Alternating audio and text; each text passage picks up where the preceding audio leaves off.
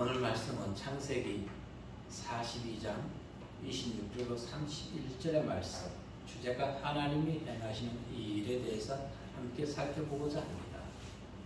아무리 천재적인 두뇌를 가진 자라 할지라도 하나님이 행하시는 일을 온전히 모든 것을 알 수는 없습니다. 즉 사람의 지혜는 한계가 있다는 것이지요. 그러나 우리는 아무리 미련한 자라 할지라도 하나님의 뜻을 분명히 알 수가 있습니다. 어떻게 할 수 있을까요? 기도하고 찬송하고 말씀을 보게 되면은 하나님의 지혜가 성령의 감화 감동으로 충만케 되어서 그 뜻을 알 수가 있다는 것입니다.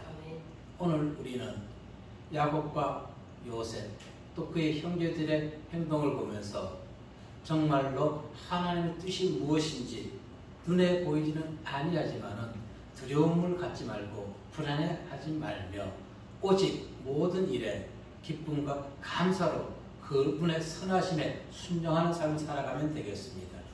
잠언 기자는 이렇게 얘기합니다. 그를 높이라 그리하면 그가 너를 높이 들리라. 만일 그를 품으면 그가 너를 영화롭게 하리라. 아멘. 하나님을 높이시는 성도들의 삶이 되시기를 주의 이름으로 축복합니다. 첫 번째 우리에게 들려주신 말씀은 하나님의 뜻을 깨닫지 못하는 자에 대해서 살펴봅니다. 결론적으로 하나님의 뜻을 알지 못하는 자는 좋은 일임에도 불구하고 불안과 걱정과 근심과 두려움 속에 살아간다는 것입니다. 그래서 성도는 하나님의 뜻이 무엇인지를 알아야 되는 것입니다. 세상을 살아가면서 반드시 우리가 장착해야 될 무기가 있습니다. 사람들은 권력과 명예와 재물이라 생각할지 모르겠지만 우리 모든 사람이 지녀야 하는 것은 하나님이 주신 지혜를 장착해야 된다는 것입니다. 그러면 비록 현실은 불확실하고 하나님은 보이지 아니한다 할지라도 우리는 기쁨과 감사함으로 세상을, 현실을 살아갈 수가 있다는 것입니다. 아멘. 야곱의 12아들, 지금까지는 북의 혈통이 아닌 목의 혈통적 삶을 살아왔습니다. 목의 혈통. 그런데 동생 요셉, 애굽의 총리의 시험을 통해서 그들은 이제 목의 혈통이 아닌 북의 혈통, 즉 이스라엘의 12지파의 연합 공동체를 형성하는 계기를 마련하게 되었다는 것입니다. 여러분, 이처럼 시험은 결코 우리에게 나쁜 것이 아니라는 것입니다. 시험은 뿔뿔이 흩어졌던 형제들을 하나의 한 마음으로 묶어두는 귀한 시간이 된다는 것입니다. 그래서 성경은 고난이 내게 유익이 된다고 말씀하고 있는 것이지요. 보세요. 지금 오늘 본문에 등장하는 인물들을 보게 되면은 시므온이 지금 애굽의 인질로 잡혀 있습니다. 시므온의 모친은 누굽니까? 레아입니다. 그런데 그를 담보로 잡고 누구를? 야곱이 그렇게 사랑했던 베냐민, 라헬에게서 난 자녀를 데려오라고 합니다. 그랬더니 시므온은 잡혀 있고 지금 르우벤이 누구의 소생입니까? 레아의 큰 언니의 자녀인 것이지요. 시므온이 자기 형제를 위해서 목숨까지 내어놓겠다는 것입니다. 뿔뿔이 흩어졌던 형제들이 이제는 하나님 중심주의로 모이게 된다는 것입니다. 오늘 이 나라에 기독교가, 전 세계에 기독교가 핍박을 받고 있지만 이 핍박과 시험과 고난을 통해 가지고 기독교는 하나가 되어야 되는 것입니다. 아멘. 그런데 지금 이 성경의 말씀을 보고 듣고 전하면서도 하나가 되지 못하고 각자 도생의 길을 걸어가고 있다는 것입니다. 이것이 안타까운 것입니다. 뿔뿔이 흩어져서 각자 살 길을 모색하는 것이 아니라 하나님 말씀 중심으로 모여야 되는 것입니다. 아멘. 오늘 26절로 28절 본절의 말씀을 다시 읽어봅니다. 시작. 그들이 곡식을 나무에 싣고 그곳을 떠났더니 한 사람이 영원에서 아기에게 먹여 주려고 자를 풀고 본즉 그 돈이 자를 빠지는지라. 그가 그 형제에게 말하되 내 돈을 들어놓았다. 보라 자루 속에 있도다. 이에 그들이 꼴이 나서 떨며 서로 돌아가며 말하되 하나님이 어찌하여 이런 일을 우리에게 하셨느냐 하고. 아멘. 요셉의 형제들은 객점에서 나귀에게 곡식을 주려고 자루를 풀었더니 중간에 감춘 것도 아니고 바로 풀자마자 눈에 보이게 돈을 넣어놨습니다. 야곱의 세심함이 보여지는 것이죠. 중간에 담았다면 먹이와 함께 같이 나귀에게 줄 수 있는 것입니다. 그런데 눈에 띄게 좋은 것을 보면 요셉이 형제들을 정말로 세심하게 배려한다는 것을 볼 수가 있는 것입니다. 자, 이와 같이 요셉이 형들을 세심하게 배려하듯이 하나님은 당신을 믿는 성도들을 세심하게 지키시고 보호해 주시고 은혜 내려준다는 것을 믿으시길 바랍니다. 아멘. 그런데 중요한 것은 이것을 본 그 형제들은 얘기합니다. 하나님이 어찌하여 우리에게 이런 일을 행하셨는고? 이것은 무엇입니까? 불평, 원망인 것이지요. 왜 그럴까요? 하나님의 뜻을 모르기 때문에 그런 것입니다. 불평하는 이유의 원인은 하나님의 의도를 알지 못하기 때문에. 생각해 보세요. 분명 돈을 지불하고 음식을 구해, 양식을 구해왔는데 그 돈이 있다면 사실은 기쁘고 감사해야 되는 것입니다. 기쁘고 감사. 그런데 그들은 어떻게 했다고요? 하나님을 원망 불평했다는 것입니다. 왜? 뜻을 모르니까. 하나님의 뜻을 모르니까. 자, 그래서 시편 기자는 이렇게 노래합니다. 시편 37편 7절로 8절에 보니까 시작. 여호와 앞에 잠잠하고 참게 기다리라. 자기 길이 형통하며 악한 길을 이루는 자 때문에 불평하지 말지어다. 불을 그치고 너를 버리며 불평하지 말라. 오히려 악을 만들 뿐이라. 아멘. 인생의 모든 삶은 하나님의 섭리 가운데 이루어지는 것입니다. 아멘. 세상 사람들은 위기 상황에서 불안과 두려움에 빠질 수밖에 없습니다. 그러나 하나님을 믿는 성도들은 위기 속에서도 소망을 가지고 그 하나님을 바라보아야 되는 것입니다. 아멘. 신앙의 담담의 용기를 잃지 말아야 되는 것입니다. 아멘. 28절에서처럼 요셉의 형들이 행한 하나님을 원망하는 그런 생각이랑은 아예 버려야 되는 것입니다. 하나님이 어찌하여 우리에게 이 일을 행하셨는고? 잠언 19장 3절에 보면은 이렇게 얘기합니다. 사람이 미련함으로 자기 길을 굳게 하고 마음으로 여호와를 원망하느니라. 아멘. 아멘. 지금 요셉의 형제들이 어떻게 해요? 미련하기 때문에 지금 하나님을 노골적으로 지금 원망하고 있는 것입니다. 불평하고 있는 것입니다. 감사보다 지금 원망 불평하고 있다는 것입니다. 자, 이들에서 우리가 깨닫는 것은 무엇입니까? 영적 무지라는 것입니다. 영적인 무지.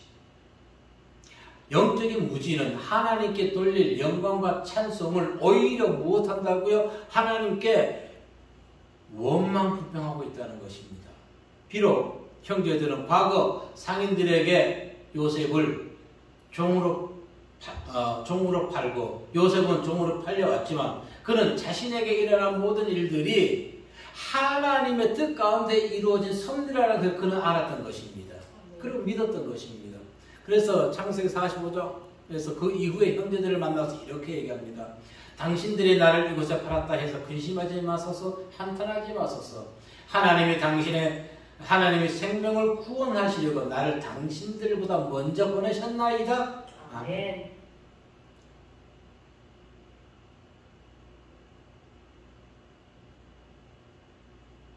하나님의 지혜를 가진 자들은 현실을 통해서 원망 불평하지 아니합니다. 우리 같으면 어떻겠어요? 얼마나 형제에게 대해서 원망이 심하겠어요? 그런데 요셉은 전혀 그러지 않았던 것입니다. 그리고 요셉이 지금 형들의 자리에다 돈을 그냥 집어넣어 준 것은 분명히 그는 바로의 꿈을 행하면서 앞으로 더 심한 기근이 있을 것을 알았기 때문에 돈을 넣어준 것은 무엇입니까? 돈이 없으면 그들이 바로의 노예로 팔려올 수밖에 없는 것입니다. 그것을 방지하기 위해서 돈을 다시 형제들에게 돌려주었던 것입니다. 창세기 47장 19절에 보면 어떤 일이 있었습니까? 시작. 우리가 어찌 우리의 토지와 함께 주의 목전에 주으리까? 우리 몸과 우리 토지를 먹을 것을 주시고 사소서. 우리가 토지와 함께 아래의 종이 되리니 우리에게 종자를 주시면 우리가 살고 죽지 아니하며 토지도 황폐하게 되지 아니하리이다. 아멘. 왜 종이 되었습니까? 돈이 없었기 때문에. 곡식을 살, 양식을 살 돈이 없으니까 이제는 어떻게 한다? 땅을 잡히고 그것도 부족하니까 그거 자기 몸을 바쳐서 바로의 종이 되겠다는 것입니다. 먹고 살기 위해서. 요셉은 이 모든 것을 예견하였기 때문에 형들의 돈을 그냥 돌려주었던 것입니다. 그래서 우리는 성도들은 모든 고난과 역경에 대한 이런 하나님의 섭리적 차원을 알아야 되는 것입니다. 지금 보이는 영혼이 없다고? 아니요. 이것이 하나님의 뜻이라면은 그냥 받아들이고 하나님이 이 고난 이후에 펼치실 그 계획을 사모하며 기다리면 되는 것입니다. 아멘. 이것이 성숙된 성도, 성숙된 기독교인의 삶의 자세라는 것입니다. 아멘. 여러분, 지금 보이는 상황으로 인해 가지고 마음에 근심 걱정해봤자 무엇이 돌아옵니까? 뼈만 상하게 되는 것입니다. 몸만 상하게 되는 것입니다. 내 영혼이 상하게 되면 육신의 질병도 이겨내지 못하게 되는 것입니다. 그러나 우리 마음에 성령의 기쁨이 충만하게 되면 육신의 질병도 우리는 몰아낼 수가 있는 것입니다. 그래서 보이는 것으로 인해서 좌절하고 넘어지고 쓰러질 것이 아니라 그 너머에, 고난 너머에 주시는 하나님의 축복을 바라보시길 바라겠습니다. 하나님은, 하나님의 일하심은 우리가 그분의 일하심을 측량할 수가 없는 것입니다. 전도서 기자 분명히 얘기합니다. 3장 11절에서 시작. 하나님이 모든 것을 지으시되 때를 따라 아름답게 하셨고 또 사람에게는 영원을 사모하는 마음을 주셨느니라. 그러나 하나님이 하시는 일의 신용을 사람으로 측량할 수 없게 하셨도다. 아멘. 우리는 하나님이 하시는 일을 측량할 수가 없습니다. 믿음의 불안은 우리 신앙을 낭떠러지 절벽으로 떨어뜨리게 하는 것입니다. 불안은 스스로가 내면의 감시자에게 불안을 요송하는, 조장하는 내면의 감시자에게 맡기는 것입니다. 그렇게 된다면 우리 마음은 불안, 두려움, 걱정, 즉 사단의 하수인이 되는 것입니다. 우리 내면의 감시자는 예수 그리스도로 세워져야 되는 것입니다. 아멘. 내면의 파수꾼을 예수 그리스도로 굳건히 세워졌을 때 그 어떤 어려운 환경 속에서도 우리는 불안, 두려움, 공포 속에 또 함몰되지 아니하게 되는 것입니다. 아멘. 그런데 많은 자들이 불안, 근심, 두려움을 주는 내면의 감시자에게 자기 영혼을 맡겨버리기 때문에 믿음을, 신앙을 절벽 아래로 어두운 세상으로 빠져들게 한다는 것입니다. 우리는 내면의 파수꾼인 예수님을 바라보시길 바라겠습니다. 아멘. 온전히 세우십시오. 아멘. 측량할 수 없는 하나님의 뜻, 불안과 두려움에 사로잡힐 것인가? 아니면 힘들고 어려운 과정에서도 기쁨과 소망 가운데 하나님의 뜻을 받아들이고 하나님이 이루실 이후의 삶을 바라보며 기쁨으로 살아갈 것인가? 선택은 누가 하는 것입니까? 내 자신이 하는 것입니다. 그것은 하나님도 해줄 수 없습니다. 나의 믿음을 통해서만 가능합니다. 아멘. 항상 하나님의 뜻 가운데 즐거움과 기쁨 가운데 일상을 살아가는 성도님들 되시길 주의 이름으로 축복합니다. 아멘. 두 번째 우리에게 들려주신 말씀은 염려와 불안은 불신앙의 결과라는 것입니다. 자, 요셉의 형제들은 야곱이 거주하는 가나안, 즉 헤브론으로 돌아와서 애굽에서 있었던 얘기를 자세하게 얘기합니다. 애굽의 총리가 자신들을 정탐꾼으로 여겼고 우리는 그렇지 않았다. 한 아버지의 모든 형제들 자녀고 그리고 요셉 앞에서도 얘기했지요. 한 형제는 생사를 모르고 마지막 막내 아이는 지금 아버지가 있다고 사실대로 얘기합니다. 어느 하나 숨기지 아니했는데 이것은 과거 형들의 모습과는 전혀 다르지요. 자, 29절로 30절의 말씀 한번 읽어볼까요? 시작. 그들이 가나안 땅에 들어와 그들의 아버지 야곱에게 이르러 그들이 당한 일을 자세히 알아보되 그 땅의 주인 그 사람이 엄하게 우리에게 말씀하고 우리를 떠나지 않고 분으로 여기고. 아멘. 그래서 32절에 보니까 우리는 한 아버지의 아들 12형제로서 하나는 없어지고 막내는 오늘 우리 아버지와 함께 가나안 땅에 있나이다 하였더니 그런데 어떻게 됐어요? 이 얘기를 안 했으면 좋겠죠? 그런데 우리의 생각과 다르다는 것입니다. 그 얘기를 들었던 요셉은 그 형제를 데려오라는 것이에요. 청천벽력 같은 얘기를 들었단 말입니다. 그런데 보십시오. 이들이 아버지한테 사실 그대로 고백할 수 있었던 것은 무엇입니까? 예전에는 어떻게 했나요? 동생 요셉을 상인들에게 팔아놓고 그 동생이 입었던 채색 옷을 짐승의 피로 묻혀서 아버지를 속였던 것이지요. 그런데 지금 있는 그대로를 얘기합니다. 무엇이 이들을 이렇게 변화시켰을까요? 시험을 통해서 가능했던 것입니다. 누구의 시험? 요셉의 시험. 너희 정탐꾼들이지. 그 시험을 통해서 이제 있던 일 그대로 지금 고백하고 회개하는 것입니다. 고백하고 회개하는. 그래서 요셉의 시험은 과거 동생을 상인들에게 팔아버렸던 형들의 잘못을 회개케 하는 요인이 되었던 것이고 이처럼 시험이라는 것은 부정적인 면만 있는 것이 아니라 사람을 자기 자신을 돌아보게 하여서 사람을 사람답게 살아갈 수 있게 만들게 된다는 것입니다. 그러나 시험을 통해서도 넘어지는 자가 있습니다. 시험을 통해서 승리하는 자가 있습니다. 우리는 어느 쪽에 서야 될까요? 시험을 통해서 승리하는 자리에 서시길 바라겠습니다. 그런데 이 자녀들이 솔직한 보고에도 불구하고 야곱은 어떻게 합니까? 베냐민을 돌려보낸다 그래요? 펄쩍 뛰는 것이죠. 펄쩍 뛰는 것입니다. 왜 그랬을까요? 그것은 과거 야곱이 요셉을 얼마나 사랑했는지를 보면 알 수가 있다는 것입니다. 채색 옷을 입혔던 요셉. 하루아침에 잃어버린 그 아들.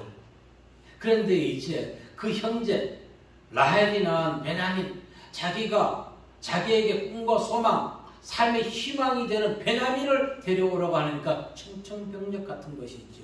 도저히 안 된다는 것입니다. 애굽으로 돌려보낼 수가 있을까요? 그 사랑하는 눈에 넣어도 아프지 않는 자녀를. 얼마나 야곱이 베냐민을 사랑했을까요? 42장 1절에 보면은 야곱은 형제들에게 너희는 왜 애굽에 곡식이 있는데 사러 가지 아니하고 이렇게 미적미적거리고 있느냐 호통을 치면서 돌려보냅니다. 곡식을 사오라고. 42장 1절에 보니까 그때 야곱이 애굽에 곡식이 있음을 보고 아들들에게 이르되 너희는 어째 서로 바라보고만 있느냐 관망하고 있다는 것입니다. 그래서 나머지 10명의 자녀를 한꺼번에 다 내려보냅니다. 그러면서 어떻게 하나요? 베냐민도 보내나요? 안 보내지요. 42장 4절에 보면 이렇게 얘기합니다. 야곱이 요셉의 아우 베냐민은 그의 형들과 함께 보내지 아니하였으니 이는 그의 생각에 재난이 그에게 미칠까 두려워함이었더라. 그러면은 다른 형제들에게 재난이 임하는 것은 괜찮은 건가요? 왜 베냐민에게만 재난이 임할 것을 두려워했나요? 부모의 편애적 사랑이 것이지만 그만큼 야곱은 베냐민을 바라보며 살아갔다는 것을 우리에게 보여주고 있는 대목이 아닌가 싶습니다. 자신의 삶의 희망. 그런데 애굽의 총리 말 한마디에 순순히 내어놓을 수 있을까요? 그래 시므온을 구원하기 데려오기 위해서 베냐민을 데려가라 할 수 있을까요? 아니요. 인간적으로 분명히 우리는 야곱의 입장을 이해할 수가 있습니다. 그러나 신앙적으로는 바라본다면 잘못된 신앙의 길을 걸어가고 있는 것입니다. 신앙적으로. 야곱은 이전에 하나님으로부터 분명한 음성을 듣고 하나님께서 너를 택하시고 너 자녀들의 후손들에게 복을 줄 것이라는 응답을 분명히 들었던 자였던 것입니다. 창세기 35장 9절로 12절 말씀을 보니까 시작. 야곱이 바단 아람에서 돌아오매 하나님이 다시 야곱에게 나타나사 그에게 복을 주시고 하나님이 그에게 이르시되 내 이름이 야곱이지만은 내 이름을 다시는 야곱이라 부르지 않겠고 이스라엘이 내 이름이 되리라 하시고 그가 그의 이름을 이스라엘이라 부르시고 하나님이 그에게 이르시되 나는 전능한 하나님이라 생육하며 번성하라 한 백성과 백성들의 총회가 내게서 나오고 왕들이 내 허리에서 나오리라 내가 아브라함과 이삭과 그 땅을 내게 주고 내가 내 후손에게도 그 땅을 주리라 하시고 아멘. 따라서 야곱은 이 하나님의 말씀의 응답을 들었으면은 모든 뜻 하나님께 맡기고 순종하면 나가면 되는 거였습니다. 그런데 헤브론에 정착한 야곱은 삶의 어려움이 없자 하나님과의 거리가 신앙이 점점 멀어졌던 것입니다. 그리고 지금 10명의 자녀가 얘기하는 것에 지금 노함을 바라고 있는 것이지요. 베냐민만을 보호하겠다는 것입니다. 시편 37편 39절로 40절의 말씀에 보면은 시작. 의인들의 구원은 여호와로부터 오나니 그는 환난 때 그들로 세이시로다. 여호와께서 그들을 도와 건지시되 악인들에게서 건져 구원하심은 그를 의지한 까닭이로다. 아멘. 이처럼 그 어떤 상황에서도 하나님을 의지해야 되는데 지금 야곱은 이 하나님을 의지하지 못했던 것입니다.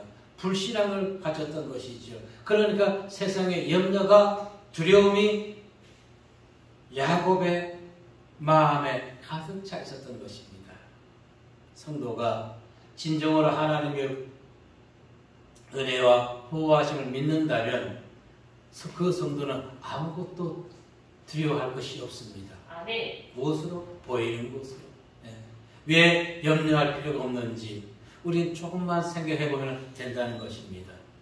역사를 주관하시는 하나님, 그 전능하심을 믿는 성도, 하나님에 대한 믿음을 버리지 아니하는 성도, 끝까지 보호하시고 함께 하신다는 것이 성경에 기록되어 있고 이스라엘 백성들의 삶에서 나타나 있기 때문에 믿는 그들이 이 말씀만 온전히 믿는다면 왜 세상을 두려워합니까? 보이는 것으로 인해서 두려워하고 염려하는 것 자기 욕심을 위한 것입니다. 아멘. 하나님께 맡기십시오. 아멘. 하나님께.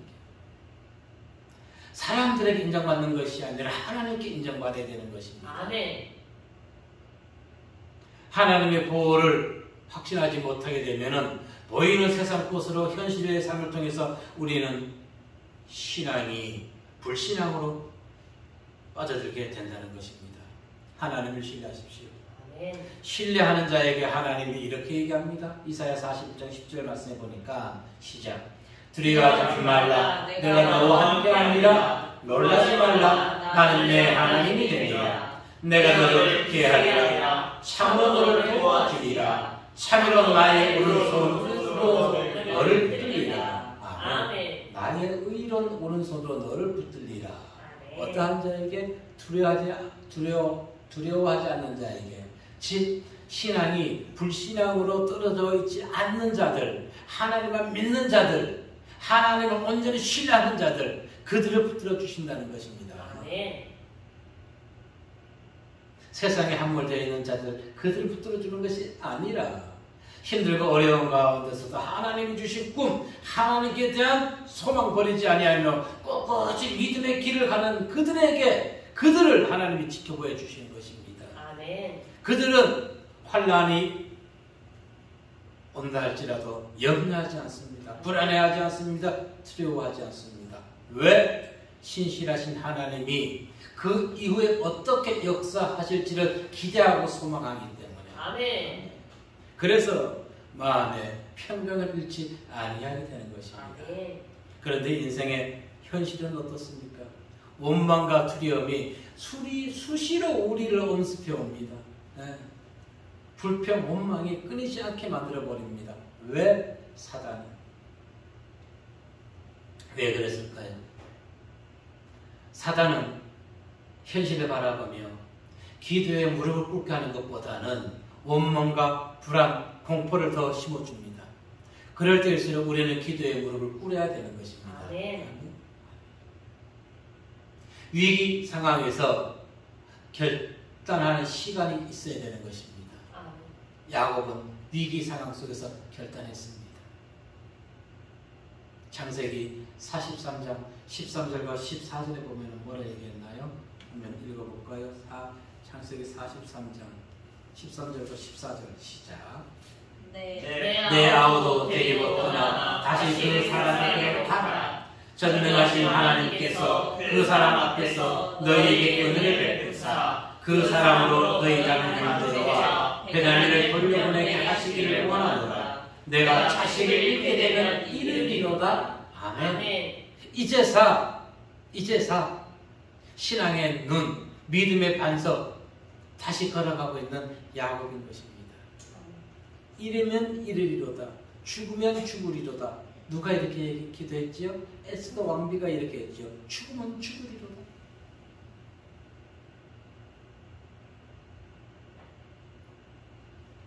그래서 에스더가 아하수에로 왕에게 나가서 당신 유다의 백성을 구하였던 것처럼 오늘 지금 신앙의 결단한 야곱 이름은 이르리로다. 그것이 오히려 가정의 축복을 여는 통로가 되었던 것입니다. 아멘. 신앙의 결단. 야곱은 자녀들을 원망하는 것을 분명히 우리는 보았습니다. 그러나 원망은 불신의 씨앗만 남길 뿐 아무런 도움이 되지 않게 되는 것입니다. 오직 신앙의 결단, 하나님의 뜻에 순종하는 자에게만 하나님이 고난 너머의 축복을 베풀어 주시는 체험을 하게 됨을 믿으시길 바라겠습니다. 아멘. 유일한 해결책은 하나님께 모든 것을 맡기는 것입니다. 아멘. 보십시오. 야곱이 자신의 인간적 생각과 노력을 내려놓고 모든 것을 하나님의 뜻에 맡겼을 때 모든 문제가 해결되고 축복의 통로로 들어가는 비결이 되었듯이 우리는 이 야곱의 신앙의 결단 오늘 이 시간 해야 될 줄로 믿습니다. 아멘. 하나님 중심적인 생각 그리고 하나님 중심적인 삶이야말로 모든 문제를 해결하는 열쇠가 된다는 것입니다. 아멘. 그래서 잠언 기자는 3장 5절 6절에서 이렇게 얘기합니다. 시작. 너는 마음을 다하여 여호와를 신뢰하고 내 명철을 의지하지 말라. 너는 범사의 그를 인정하라. 그래야 내 일을 지도하시리라. 아멘. 모든 일에 모든 삶에 여호와 하나님 인정하십시오. 아멘. 나는 신실하신 하나님의 백성. 하나님이 나와 함께하는데 아멘. 세상의 것들이 세상의 모든 것들이 나를 해할 수 있을 것인가? 하나님이 나의 도우심이 되고 하나님이 나를 지켜주시는데 아멘. 우리 일상에서 정말 하나님을 얼마나 인정하며 우리는 살아가고 있을까요? 그러나 비록 하나님은 보이지 아니하시지만 하나님의 함께하심을 믿으시기를 바라겠습니다. 아멘.